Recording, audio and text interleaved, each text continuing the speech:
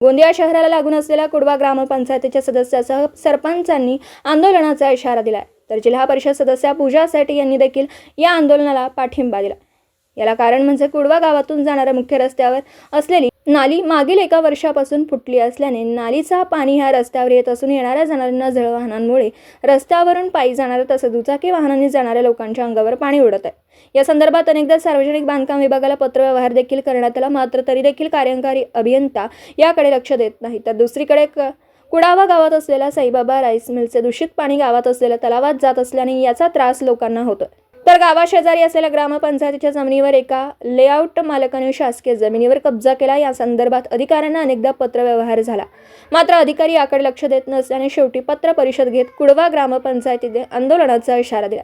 त्यामुळे ही बातमी प्रकाशित झाल्यावर येत्या 8 दिवसात अधिकाऱ्यांना जाग न आल्यास आणि कुडवा गावात असलेल्या समस्या न सोडविल्यास जिल्हाधिकारी कार्यालयासमोरच सर्व सदस्य आणि सरपंच, जिल्हा परिषद सदस्य आंदोलन करतील असा इशारा पत्र परिषदेच्या माध्यमातून देण्यात आला। गोंदियाहून प्रतिनिधी अमरदीप बडगे।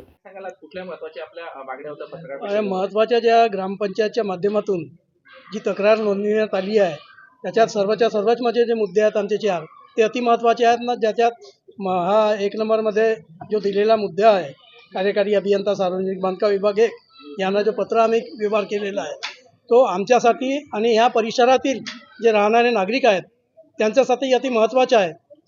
कारण की तो एवढा दूषित पाणी आहे की त्या पाण्यामुळे कोणतेही रोगराई पसरू शकते आणि त्या म्हणजे रस्त्याने जाणारे जेवढे स्कूल कॉलेजचे विद्यार्थी असतील किंवा शिक्षक वर्ग असेल त्यांनाही खूप मोठा त्रास आहे त्या पाण्याने।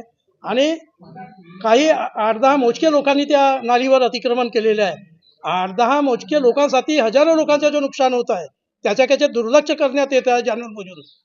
तो कुठंतरी थांबण्यात यावा ह्या माध्यमातून ग्रामपंचायतचे पत्रव्यवहाराच्या माध्यमातून एवढीच अपेक्षा करतो मी आजची। सर काय सांगाल, कुठल्या मागण्यांना घेऊन आजची पत्रकार परिषद होती आणि यापुढचं पाऊल काय राहणार आहे आपला? आता आमचा पाऊल तोच राहणार आहे। जिल्हाधिकाऱ्यांना आता आपण त्यांच्या समोर सर्व भेटून त्यांना निवेदन देणार आहोत की सर आमच्या 8 दिवसात हा सगळे आमचे जे मागण्या आहेत हे पूर्ण झाल्या पाहिजे, नाहीतर आम्ही लबानेला नाही सोडणार आणि कलेक्टर साहेबांच्या समोरच आता उपोषणाला बसणार। कारण की आम्ही त्यांनी ज्यांनी अतिक्रमण केले होते त्यांचे 3 ते 4 वेळा ते फेकून झाले होते, परंतु त्यांनी आणखी घर बसवल्याबाबत आम्ही तहसीलदारांना निवेदन दिले। तहसीलदार म्हणते मी कलेक्टरकडे पाठवतो। आतापर्यंत म्हणजे 6 ते 7 महिने झालेले आहेत। राईस मिलचा जो विषय ठेवला तो काय विषय आहे? राईस मिलचं पाणी तो आमच्या तलावामध्ये येतो, तिथे आमचे अंतिम संस्कार होतात लोकांचे आणि त्या पाण्याने आंघोळ करण्यात येते, परंतु तो पाणी असा गलिच्छ राहते की तिथे म्हणजे हातही टाकता येत नाही।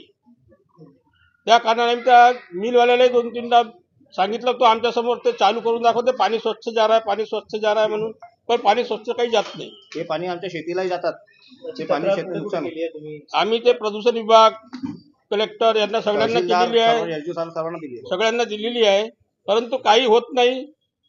कसं काय हा माहित नाही। आता आपल्या मागण्या पूर्ण नाही झाल्या समोरच्या योजना काय राहणार? आता आम्ही सरळ कलेक्टर साहेबांच्या ऑफिस समोरच धरणा देऊ, त्याच्याशिवाय आता काही पर्याय उरलेला नाही।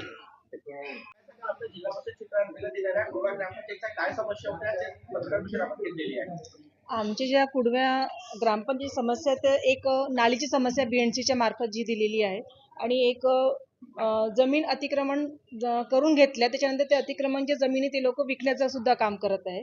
त्याचबरोबर पांडे लेआउटला खरेदी विक्रीचं काम आणि मोक्षधामला ते जो तलाव आहे तिथे सुद्धा त्या राईस मिलच्या माध्यमाने जो घाण पाणी त्याच्यामध्ये सम्मिलित होऊन तो पाण्याचा म्हणजे काही त्याचा पाण्याचा उपयोग होत नाही आणि हे सगळ्या गोष्टीचे आमचे मुद्दे आहेत।